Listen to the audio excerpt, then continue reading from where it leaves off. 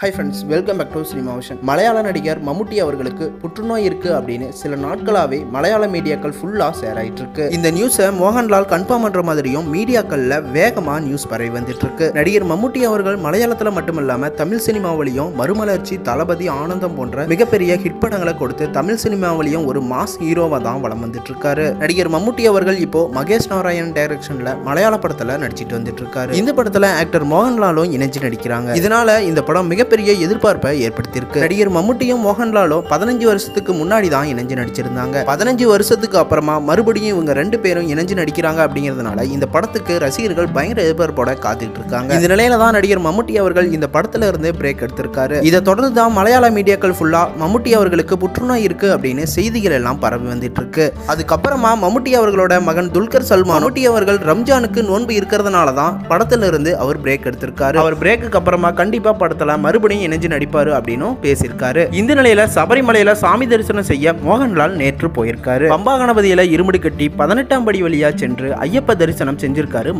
மோகன்லால் மம்முட்டி பெயர்ல சபரிமலையில வழிபாடு நடத்திருக்காரு. மம்முட்டி அவர்களோட உண்மையான பெயரான முகமது குட்டி அப்படிங்கிற பெயர்ல தான் பூஜை வழிபாடு ரசீது வாங்கி சிறப்பு பூஜை பண்ணிருக்காரு. மோகன்லால் அவர்களுக்கு சக நடிகராகவும் நண்பராகவும் இருந்துட்டு வர மம்முட்டி அவர்களுக்கு உடல்நலம் பெற்று மீண்டு வரணும் அப்படின்னு சபரிமலை ஐயப்பன் கோவில்ல சாமி தரிசனம் செஞ்சிருக்காரு ஆக்டர் மோகன்லால்.